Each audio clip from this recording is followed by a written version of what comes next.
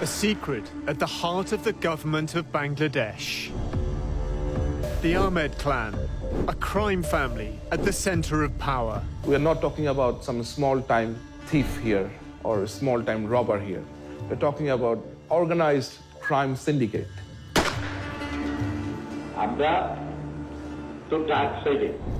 The clan includes 3 convicted killers, at least one who protected the Prime Minister Sheikh Hasina. He was personal bodyguard. He had direct contact with Hasina. Our investigation reveals how the head of the Bangladesh army keeps his fugitive brothers safe and helps them get rich.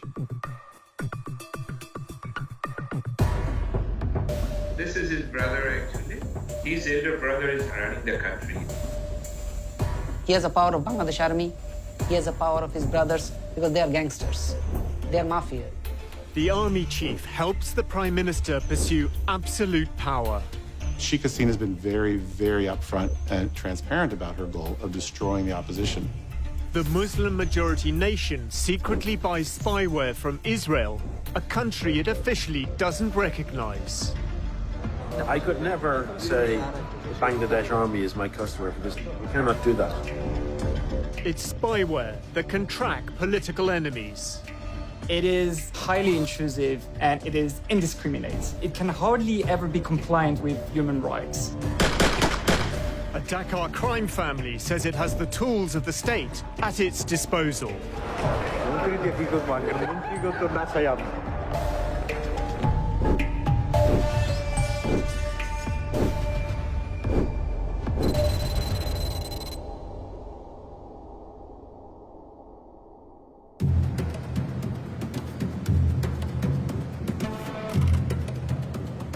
An international conference on disaster management is taking place in Singapore. Among those attending, the head of the Bangladesh military. Aziz Ahmed is a 4-star general. His title, Chief of Army Staff. I always look at General Aziz and I see one of the most ambitious military officers I have ever seen in Bangladesh. Al Jazeera's I-Unit tracks the general's movements. When his official duties are over, he flies to Kuala Lumpur, the Malaysian capital.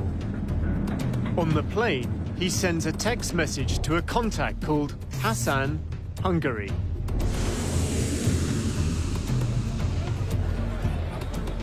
Waiting at the airport are 2 men, identified from police files. They are Aziz's brothers. One is the man Aziz referred to in his text, Hassan, Hungary. His real name, Haris Ahmed. He fled a murder conviction and now lives under a false identity. He calls himself Mohammed Hassan. Also waiting is the youngest of the Ahmed clan, Joseph. He served more than 20 years in jail for the same killing. There appears to be a last-minute change of plan. Instead of meeting his brothers in public, the general exits using a diplomatic channel.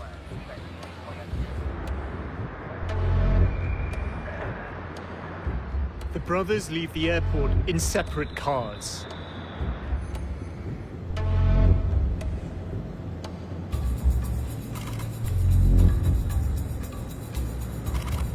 They regroup at a gated house in downtown Kuala Lumpur.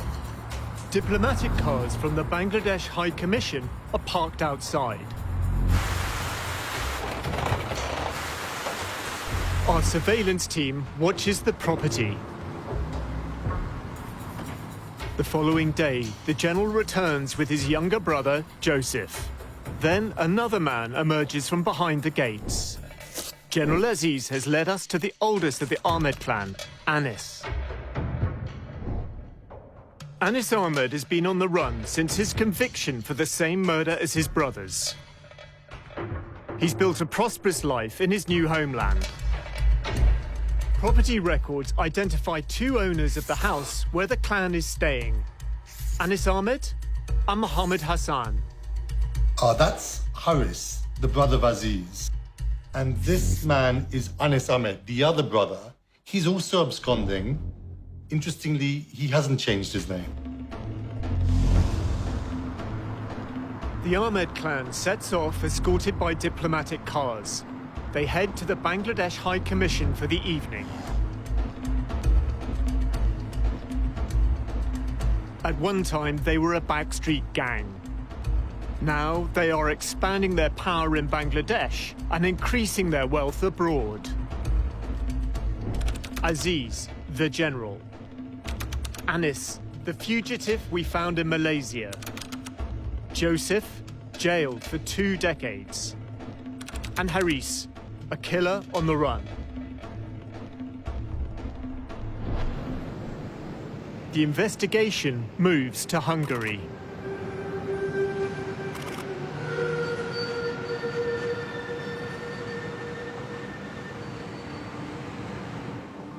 For the past 5 years, Haris Ahmed has lived a double life in the Hungarian capital.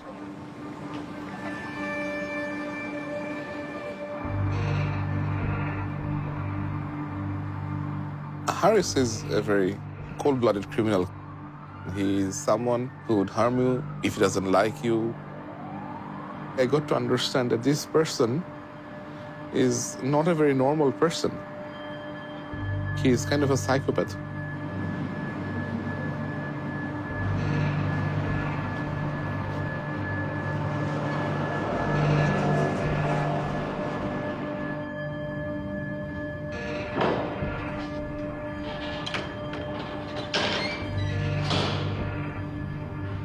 A former business associate speaks to us.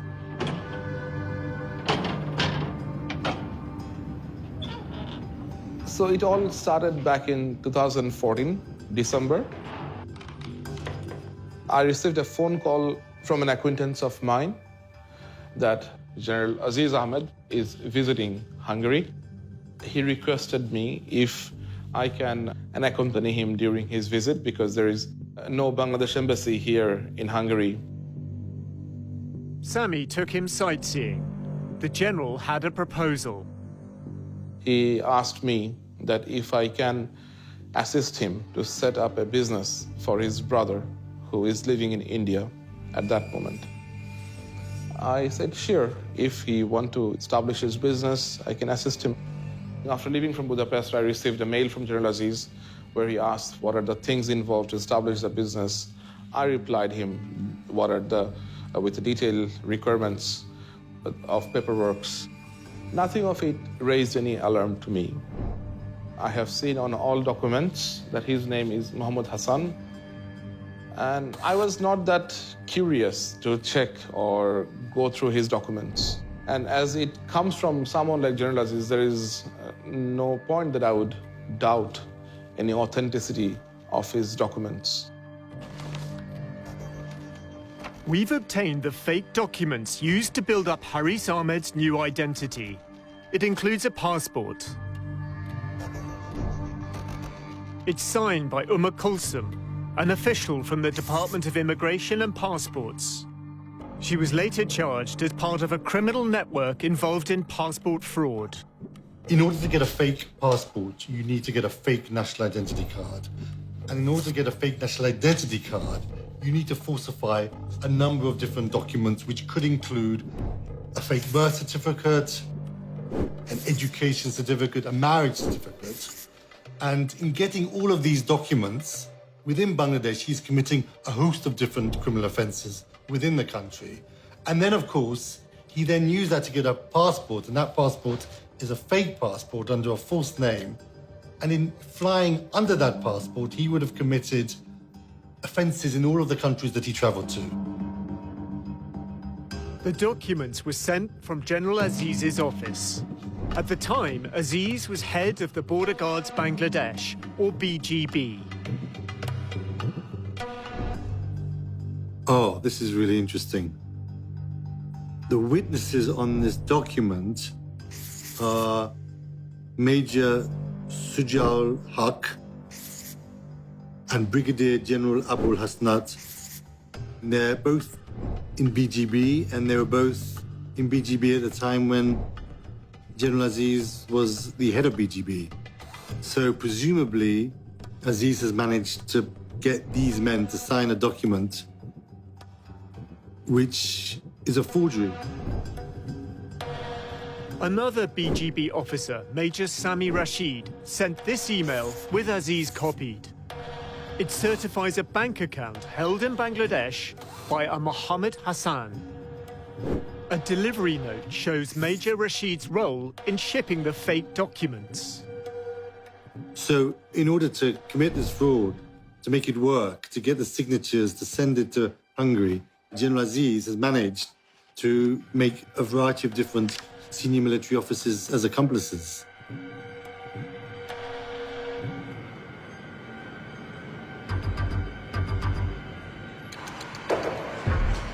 Haris Ahmed arrives in Budapest in early summer 2015. Documents obtained by the I unit chart his efforts to build a new life under the direction of his brother, General Aziz. He sets up the Bay of Bengal company. His wife, daughter and son-in-law are co-owners. The Bay of Bengal is an umbrella company covering a number of businesses. There is a clothes shop called Niveau Fashion. General Aziz inspects the family investment. But the shop closes after 6 months. Bay of Bengal purchases another company, Taylorville. Next, it opens a restaurant in the heart of the city. It shuts down after 5 months. There is a hostel business providing cheap accommodation. It's called Bengal Hostel and closes within a year. Graham Barrow advises banks on how to prevent money laundering. This is highly indicative of structures put together for criminal intent. You're looking for any business that generates large amounts of cash. It's like restaurants, hotels still do a lot of cash businesses, or hostels. Technically, it's called commingling, which is like mingling dirty money with clean money, so that you can't tell which is which. Haris doesn't seem to care about his businesses. The Bay of Bengal reports a string of losses, losing thousands of dollars in various failed ventures. He would go out, drink at bars. If he would meet some woman, he would bring them to the hostel and they would party. He really doesn't match a businessman's profile to me.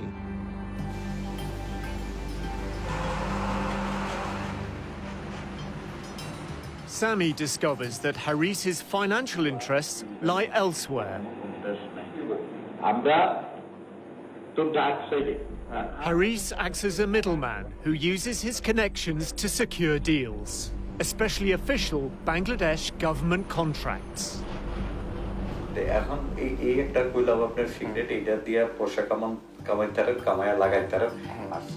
Haris wants Sami to help with a contract to supply Hungarian-made bullets to the Bangladesh army.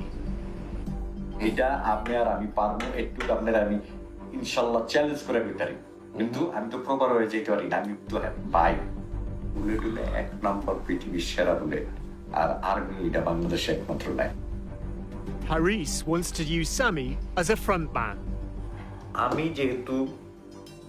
ওনার ভাই এই হিসাবে আমি আর্মিতে কোনো জায়গায় আমি শোবো না, আপনি শোইবেন।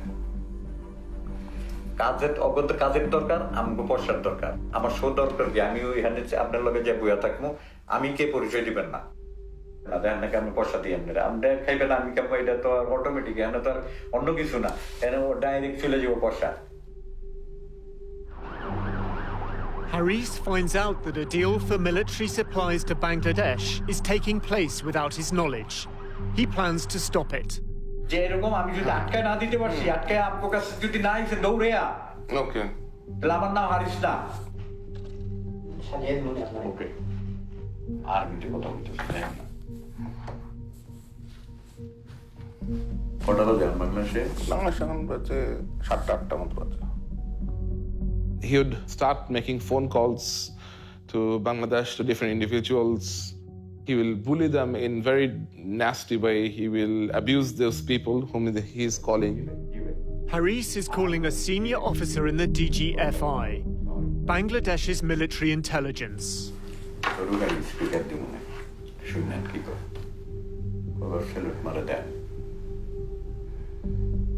ভাই আসসালামু আলাইকুম ওই যে আপনারা বলছিলাম না যে ইউরোপের কিছু ইটে হইলে তারপরে হাঙ্গেরির আর একটু ভিড়ে দেন নামটা খালি বাকিটা আমি দেখি একটু দেখেন ঠিক আছে ভাই আমি একটা রেফারেন্স পাঠাইতাছি আমি একটা কাগজ পাঠাইতাছি যেটা হাঙ্গেরির থেকে চেষ্টা করতেছে এটা একটু দেখেন ঠিক আছে ভাই ওকে ভাই Haris tells Sami more about his business operation.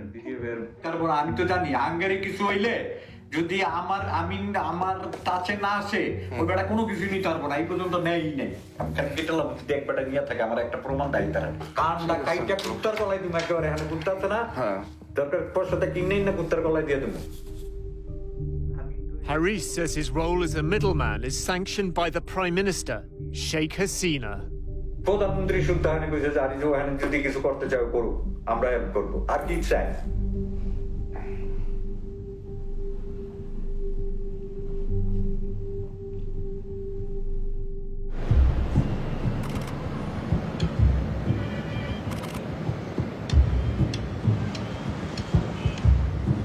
The destiny of the Ahmed clan has long been entwined with the story of Prime Minister Sheikh Hasina. She is the eldest daughter of Sheikh Mujibur Rahman, who founded Bangladesh as an independent nation in 1971. The country faces the aftermath of war. There is poverty and starvation. Law and order break down. As the crisis escalates, Sheikh Mujib abolishes opposition parties. The army stages a coup. Hasina and her sister are in Europe. The ambassador from Germany, he called. So he told me that there was a coup in Bangladesh. The moment I heard it, my feeling was that then nobody is there. Perhaps we lost everybody. But still, we didn't know what really happened.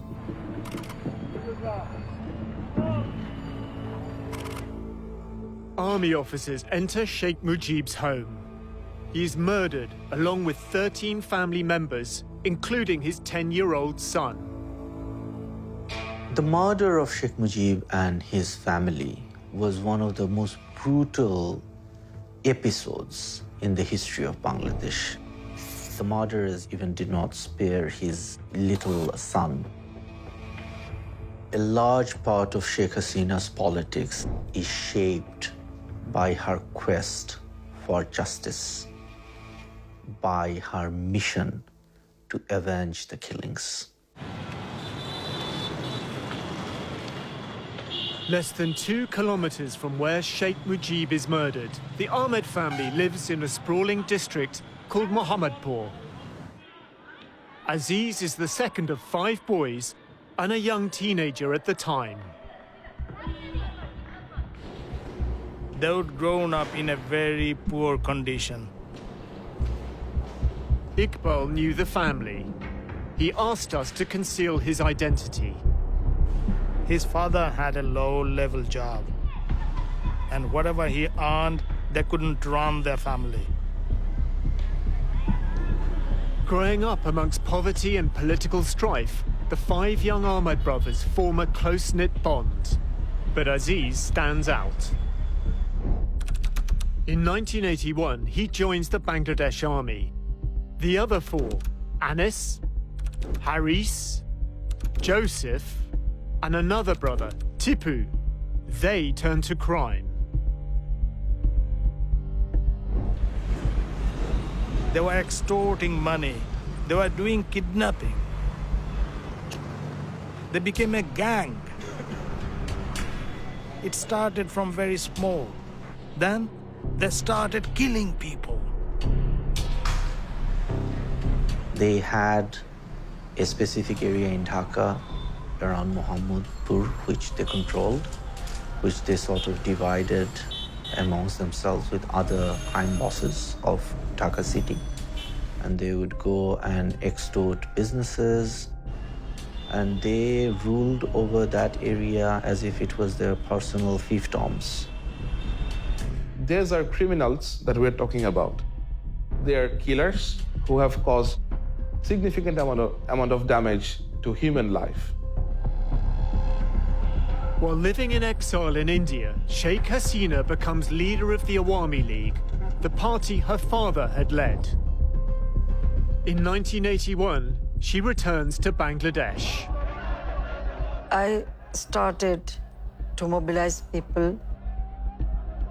The then government tried to prevent me so that I shouldn't come back. But I decided to accept it and come back to work for democracy. The military is now running the country, and several times Hasina is placed under house arrest. There are attacks on her life. The I Unit has obtained covertly recorded phone calls of General Aziz speaking to a colleague. The conversations took place in 2020. Aziz describes how his brothers protected the leaders of Sheikh Hasina's party, the Awami League. যখন হলো আওয়ামী লীগ ওই জাতীয় পার্টির সময় যখন হলো সবচেয়ে খারাপ সময় যাচ্ছিল, যখন তারা তাদের কেন্দ্রীয় অফিসে বসতে পারতো না, তখন কিন্তু my brothers they were the main strength of this party. কেন্দ্রীয় নেতারা এসে আমার ছোট ভাইয়ের অফিসে বসে তারা হলো পার্টির হলো প্রোগ্রাম এখান থেকে অ্যানাউন্স করতো তারা, কারণ অন্য জায়গায় তারা নিরাপদ মনে করতো না, তো তারা ছিল ইয়াতে। The clan is feared, but also faces vengeance. One brother, Tipu, is murdered. Tipu, he was a very renowned gangster, very sharpshooter, very intelligent. Among the brothers, he was the most intelligent person. It was a time when politicians and the street gangs needed each other. These kinds of gangs, they were involved in extortion, petty street crimes, extracting money from businessmen. But they also acted as muscle for politicians when required. They tended to link up with certain politicians, and they were used by politicians at particular moments when it served their interests. In the mid-1990s, Haris Ahmed joins Hasina's personal protection team. This is Haris, Sheikh Hasina. Iqbal remembers Haris from that period. He is around Hasina's security, personal security. And that meeting was in Muhammadpur. That is Haris's area. He organized all the meetings. He was personal bodyguard. General Aziz recalls a recent statement by Sheikh Hasina to party leaders. Honorable said, যে দেখো ওর ভাইরা কে আমার থেকে বেশি তোমরা জানো না। The Prime Minister compares the loyalty of the Ahmed clan, who protected her when she was attacked, to the inaction of the senior politicians surrounding her now. কোথায় ছিল যখন হলো নাই যে যখন আমার বাড়িতে গ্রেনেড হামলা করে, আমার বাড়িতে এরকম করে, আমি কোন কোথায় ছিল তোমরা? এই চিফের ভাইরা আমার আশেপাশে ছিল, তারা ছিল তখন আমার মেইন চালিকা শক্তি। তোমরা কোথায় ছিল তখন?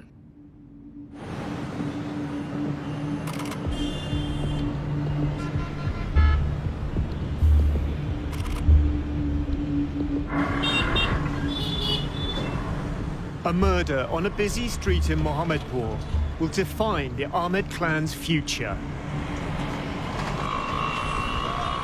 Mustafa Rahman is said to be from a rival political party, one linked to the killing of Sheikh Hasina's family.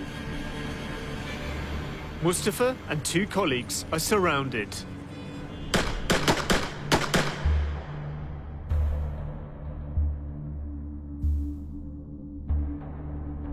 Mustafa is rushed to hospital.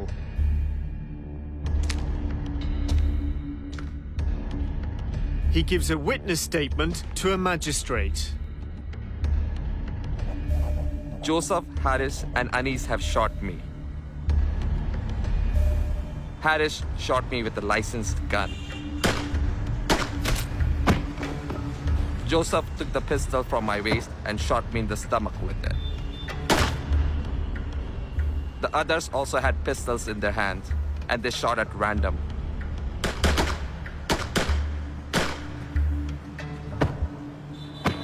I was shot 9 times. 5 days later, he dies. With his testimony, he becomes the key witness at his own murder trial.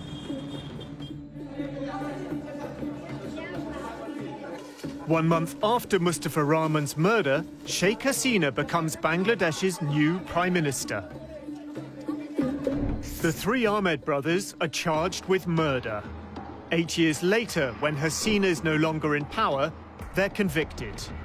Joseph is sentenced to death. Anis and Haris are sentenced to life imprisonment.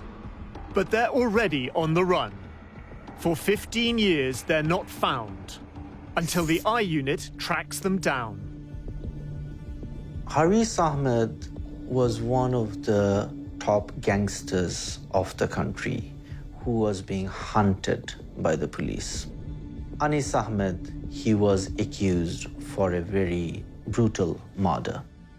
I don't think that they could have fled the country without some sort of help from some powerful people. The sequence of events is quite interesting. Around 1994-95, Haris, he acted as her bodyguard. Then, a year later, 1996, a murder of somebody who is said to be a political rival to Sheikh Hasina took place, in which the 3 brothers, including Haris, were subsequently convicted. But maybe she feels the less she knows about all of that, the better.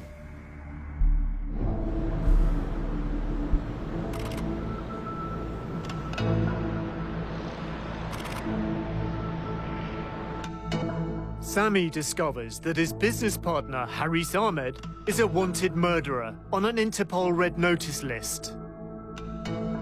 I felt that I have been used as a tool to provide a passage to a safe country for this man who established business with my assistance. And I felt that Mr. Haris and General Aziz have used me. I thought of reporting him to the police, but again, I was fearful of my life. Sami tries to cut ties with the Ahmed clan. But when he does, the general sends him threatening emails.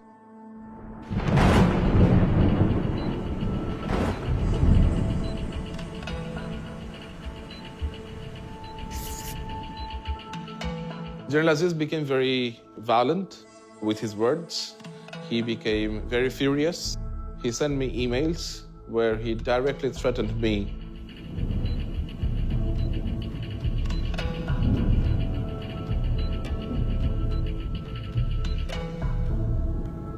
And he said that if his brother has to return to Bangladesh, then people responsible will regret their life.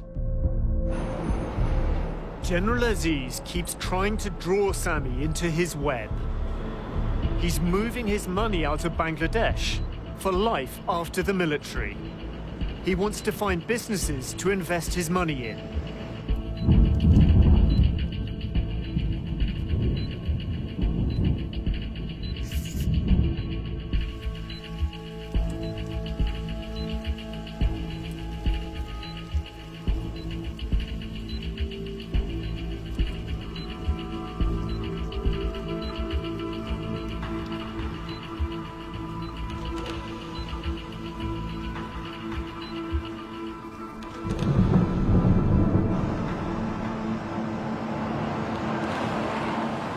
By 2019, Sami's had enough, but he goes along with their schemes. Except now, he's working with the I unit.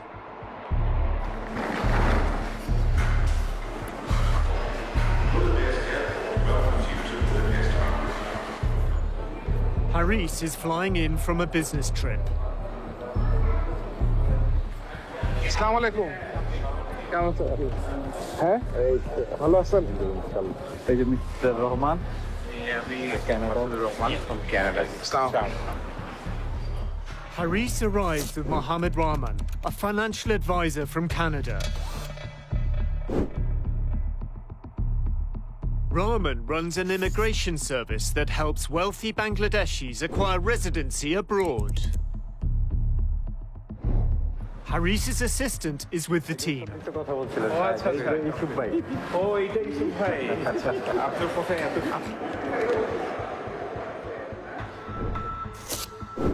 Yusuf Ali handles Haris's bookkeeping.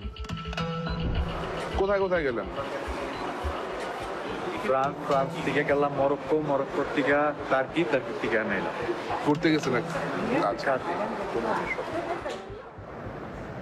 The discussion turns to Haris's political influence in Bangladesh. His associates know Haris has connections to the Prime Minister. আপনি মন্ত্রী বলি কবে আপনি মন্ত্রী বলি কবে মন্ত্রীকে কি করবো মন্ত্রী করতে না চাই আপনি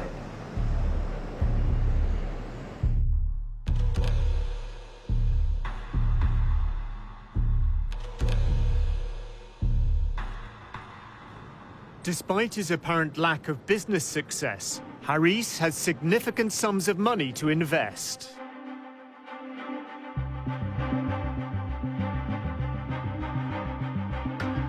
Haris and Rahman want to buy a hotel. Sami is showing them around. How many rooms you have? 66 66 rooms. এটা কত টাকা চাই এটা 7.2 million euro. 7.2 billion বাংলা কত টাকা ওই হোটেলটা more viable than this one. The Bay of Bengal, the umbrella company for Haris's investments, has an office in this building. It's above a goulash restaurant, owned by Haris. Next door is an unlicensed foreign exchange bureau. That too belongs to Haris. It's manned by his assistant, Yusuf Ali. Yusuf confirms to Sami that Haris's main source of funds is government contracts from Bangladesh. কোন ধরনের ব্যবসা উনি involve কোন ধরনের কাজ উনি আসলে ওই যে মিনিস্ট্রি বা এই সমস্ত বা আরো সরকারি লেভেলের কোন দান্দা করছে একটু আমার ধারণা আচ্ছা আচ্ছা হয়তো মামু লাগবে না হয় মামুর জুল লাগবে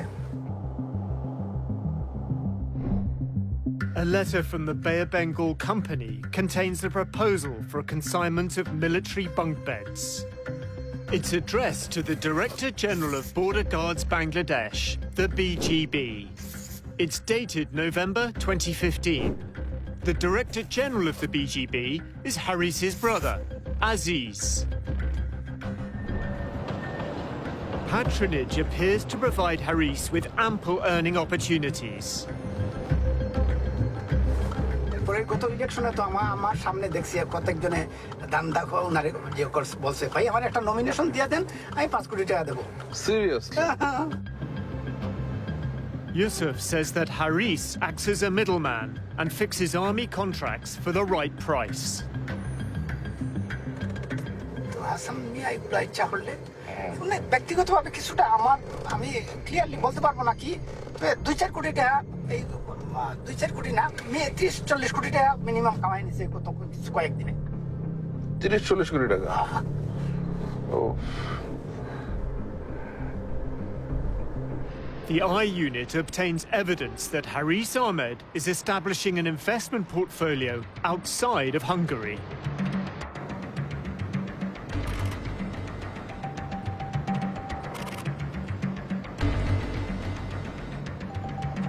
Using the same false identity, he builds a French business empire. In 2018, he buys a stake in a company which deals in computers and IT. The company has 2 registered offices. One on the outskirts of Paris sells mobile phones and offers international money transfer services. The pace picks up in 2019. In the space of just 7 months, Haris buys stakes in 4 more companies. In April, he found Snigda, which owns a fast food outlet. Then in May, he buys a stake in a retail company called TPTY. He sells it shortly after. This pattern and style of doing business is not inconsistent with money laundering. The construction of companies, company types, jurisdictions, bank accounts, the whole range of activities that he has been involved in are entirely consistent with schemes put together to funnel criminal funds through the system in order to make them look legitimate. There is absolutely the ability to hide in plain sight, so the busier the financial centre, the easier it is to lose a bit of dirty money in it. In June 2019, he registers the Bay of Bengal in France, which owns an Indian restaurant.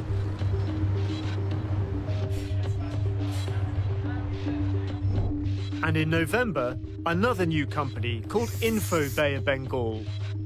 This store is at the company's registered address. He's connected to 3 properties in the Paris suburbs, including one with an estimated value of nearly $500,000. Corporate filings reveal a buying spree by Haris, who's moving money into France under his fake European Union residency. It's introducing the money into the system, layering, moving that money between lots of different companies and countries, and then integration, putting it back into the real economy. Well, what better place to put it back into than property? It is the traditional home of dirty money.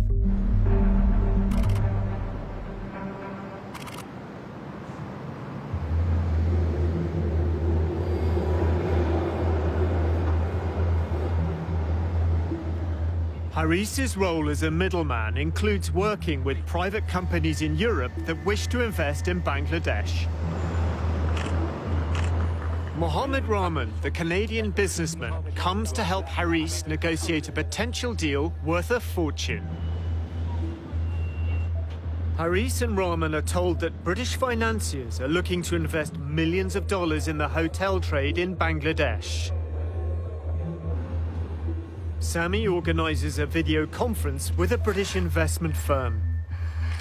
Haris uses his assumed name. Hello. Hi, good morning. Hello. Hey, gentlemen. I'm Yes, hello. Hi. Mohammed Hassan. Mohammed, pleased to meet you. Yes, so my name is Mr. Rahman from Canada, Vancouver. Pleased to meet you too. But this is not what it seems. The representative of the investment firm is working for the I Unit. To do something in Bangladesh is really great idea, but there's some problems because of still there's political issues and a little bit corruptions. Of course, although the country is coming up has such a problem. But good things for Mr. Hassan because he is very well connected with the high officials, very connected with the government, especially the Prime Minister herself. In return for his high-level contacts, Haris demands a commission of 20%. Just 1 second, please. He breaks down the fake investment proposal. 100,000 euro, dollar or euro, or 100 billion. It invest করতে হবে যদি 5-star by any business Dhaka করতে চায় for land by purchase এত মিলিয়নের নিচে কোনো suitable ওই ধরনের ব্যবসা হবে না আমাদের যেটা we take 20% for all negotiation. Then Rahman spells out how they work. Then he will send this letter to his elder brother and will officially visit your place to talk a little bit more. If needed, we'll call our High Commission in London. So High Commission people also will be in the meeting to make it real official something. Then he can take this proposal to our Prime Minister and the army chiefs, which looks better and solid and concrete. So his company will be your consultant for Bangladesh. Basically, at this moment, his elder brother is running the country, in fact, because our Prime Minister leave everything to army chief to run the country for the big developments. This is his brother, actually.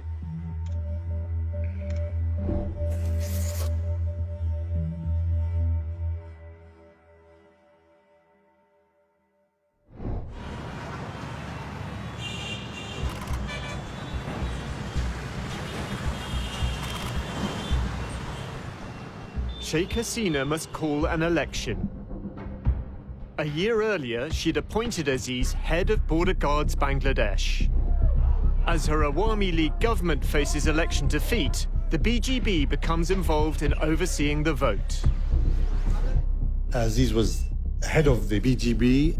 His role was to quieten the opposition, prevent them taking control of the streets, preventing them being a political force which the government couldn't deal with.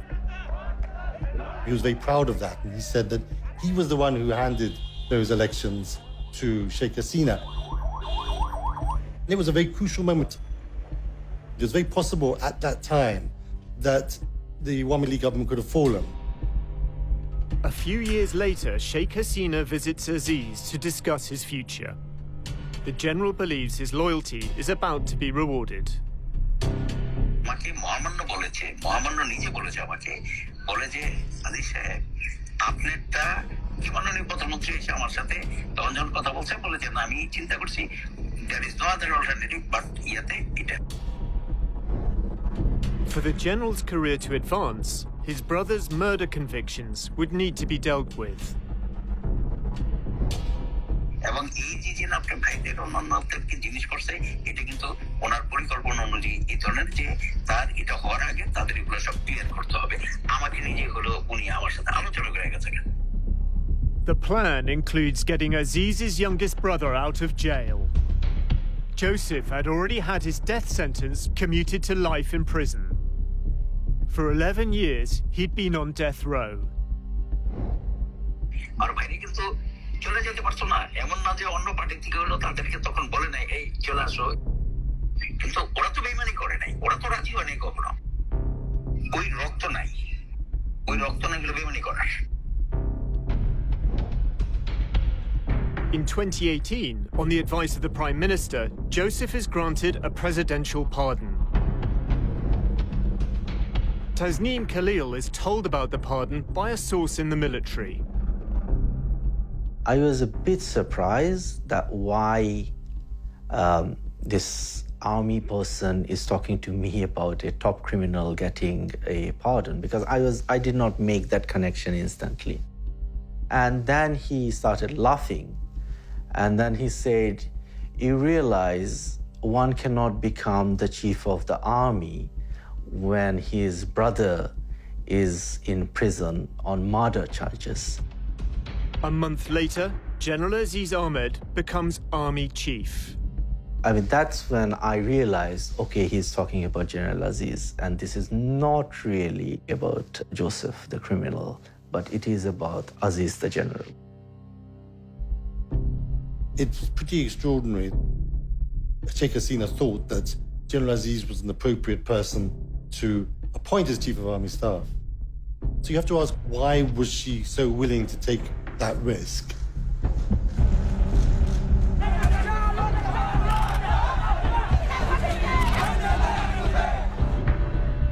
In December, Sheikh Hasina holds another election. General Aziz helps her consolidate power. In 2018, Army played a very active role and assisted the massive rigging that went on in nearly every voting center in Bangladesh. The leader of the opposition and Hasina's longtime rival, Khalida Zia, is in jail. Others detained and never seen again. Sheikh Hasina has been very, very upfront and transparent about her goal of destroying the opposition. She's basically trying to brand herself and her family as being synonymous with the state. The opposition has been significantly repressed. They can barely function as an opposition. The law enforcement authorities have been able to act with tremendous impunity in relationship to extrajudicial killings and enforced disappearances, which have to some extent become systemic now within the whole way in which the country operates.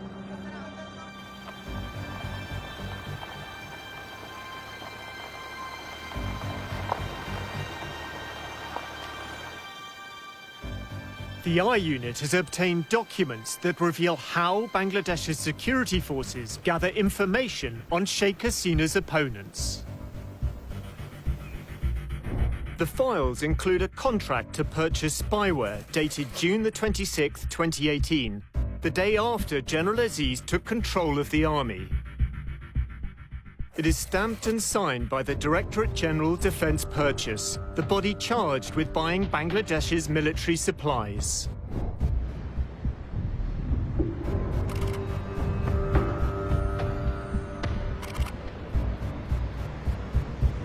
In February 2019, I was contacted by a friend of mine who was serving with the DGFI.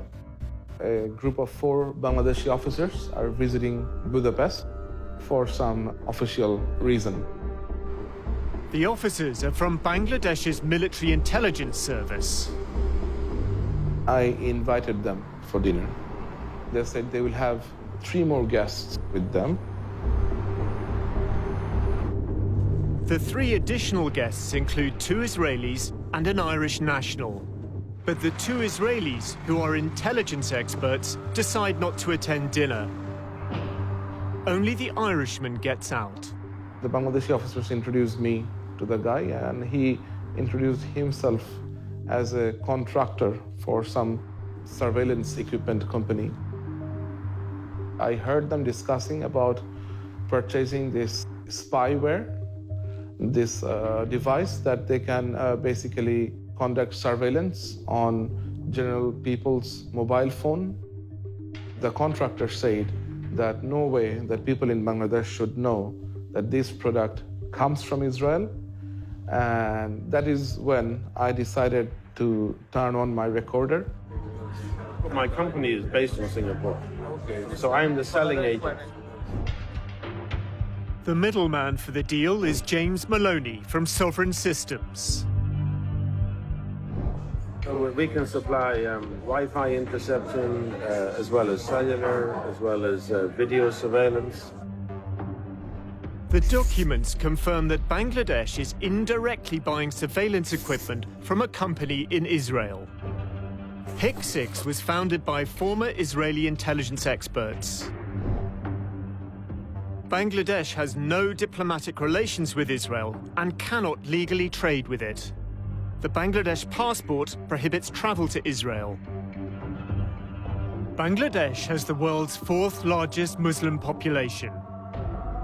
It says it won't recognize Israel until there's an independent Palestinian state. The Bangkok-based Maloney acts as the facilitator. But even his company's website includes no reference to PIC6. It's from Israel, yeah. So we don't advertise that technology. We don't put the cellular interception or Wi-Fi interception on the website. We're very careful about our public profile. The Israelis train the 4 Bangladesh intelligence officers in a warehouse outside Budapest. We've blurred the images of the Bangladeshi officers. James Maloney is in the middle. We've been unable to identify the 2 Israeli intelligence experts. PIC6 did not respond to our request for comment. The spyware's manual describes the P6 intercept, also called an IMSI catcher or stingray, as a mobile phone monitoring system.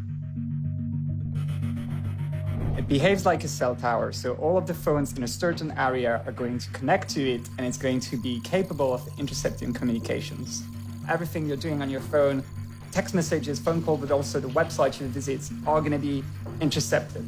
Up to 200 or 300 mobile phones can be connected to it simultaneously. The specific model is also capable of interfering with the communications. So you're going to be able to change the content of a text message. You could be spoofing the identity of someone. Israeli technology can now be used to monitor and quell further protest. It is a tool of mass surveillance. The sort of use we've seen is to kind of identify groups of people and to determine the networks that exist. So you know there's one person who's going to be there. You're going to the place, whether it's a protest again or a gathering, and you're looking at everybody who's in the area, and so you can keep investigating and having more people under surveillance at the same time. The technology is very aggressive and intrusive. You don't want the public to know that you're using that equipment. The final contract contains the condition that the supplier and the Bangladesh military sign a non-disclosure agreement. It also hides its origin. Instead, it states, made in Hungary. Knowledge is power. So if you know what people are saying, where they're going to meet up, what they're planning to do, you can know a lot of things. And then you have the power to act. Haris claims he can use Bangladesh's security services to monitor the phones of rivals. He says a paramilitary unit called the Rapid Action Battalion tracked a phone for him. The head of RAB at the time is Benazir Ahmed, here with Haris's brother Joseph after his release from prison.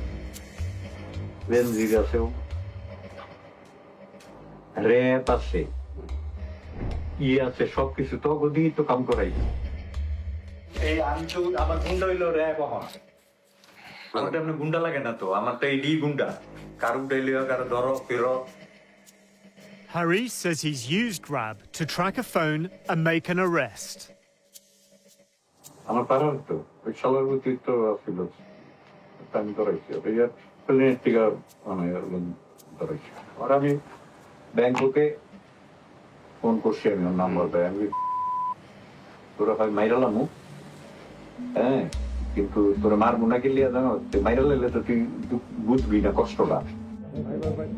Salim Prodhan was convicted of gambling offences and jailed for 6 months.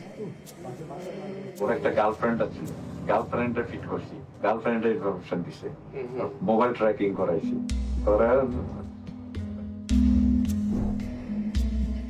In April 2020, Benazir Ahmed moves from RAB to become the most powerful policeman in Bangladesh.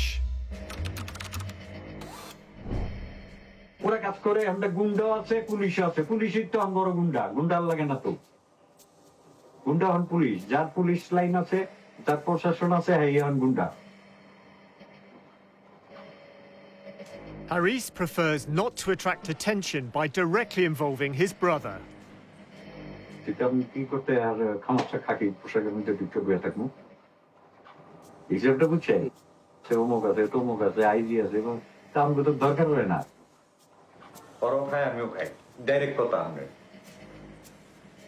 He says he's involved in a network of corruption, placing policemen in jobs that earn bribes and paying a cut to their superiors.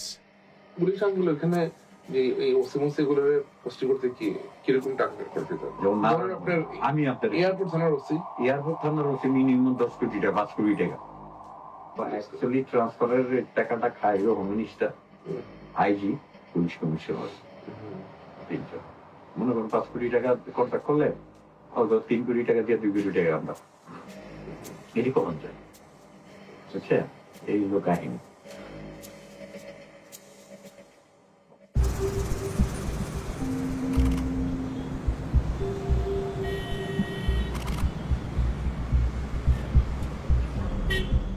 In Mohammadpur, the district where the Ahmed clan grew up, there's further evidence the brothers are using the Rapid Action Battalion to serve their own ends.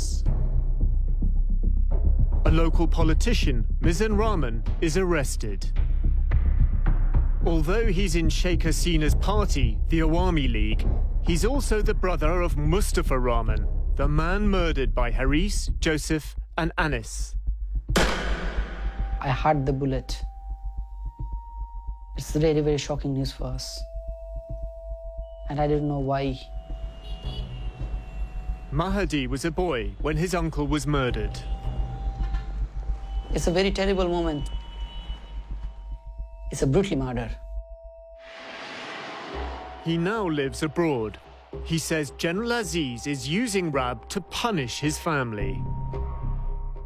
It was his uncle's testimony that sent Joseph to prison, and Haris and Anis on the run. Most of the people who is involving in RAB, like Lieutenant Colonel or Colonel, they're really close to General Aziz. If General Aziz said, yeah, okay, do it, so that they can do it, because they had the command of General Aziz. people in Bangladesh are scared to death of RAB. If RAB is after them, they will run away. And we've seen many cases of human rights activists, women's rights activists, even internal critics inside the Awami League who have fled the country because they heard RAB was going to come knocking at their door. He has the power of Bangladesh Army.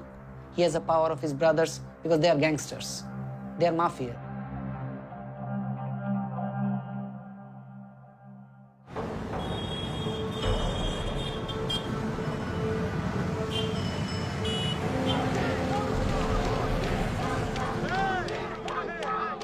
In a nearby ward in Mohammadpur, a young member of the Ahmed clan is running for election.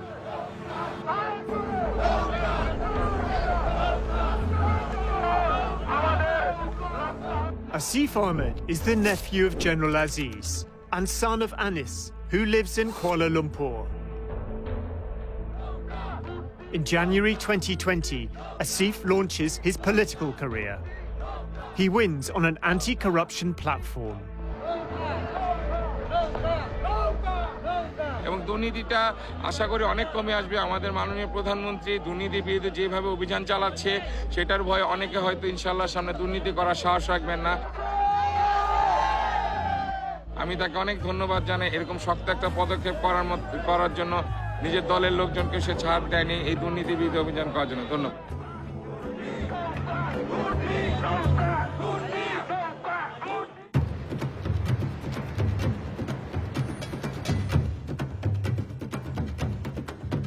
At the grounds of the Army's national headquarters in Dhaka, a high society wedding.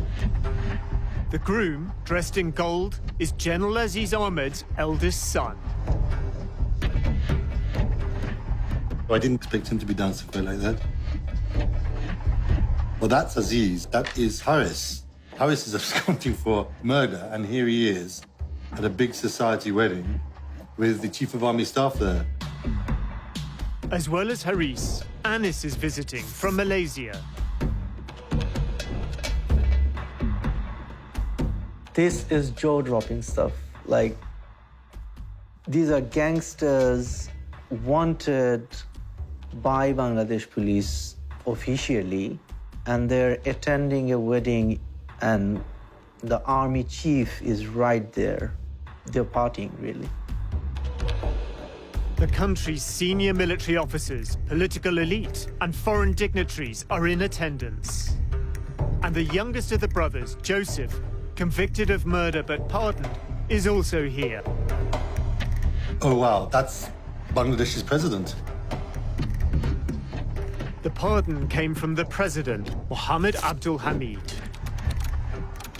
The president of Bangladesh is at a wedding with these two absconding criminals and who should be arrested. Anis's son is also celebrating. He's the emerging politician campaigning on an anti-corruption ticket.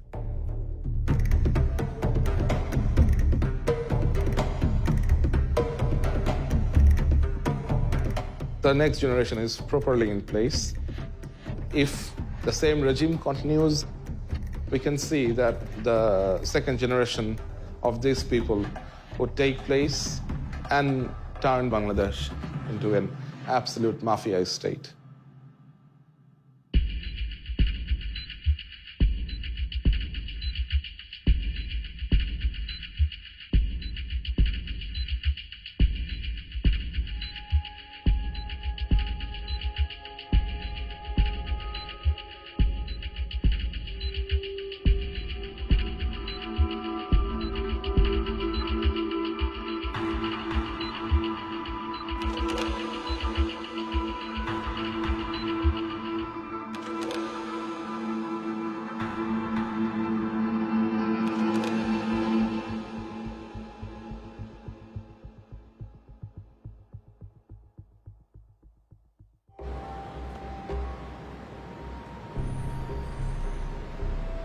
I feel that I have been relieved of a great responsibility that I had to share the truth, to expose these culprits to the world. And of course, I am fearful. I feel afraid. I am feeling scared that they will come after me.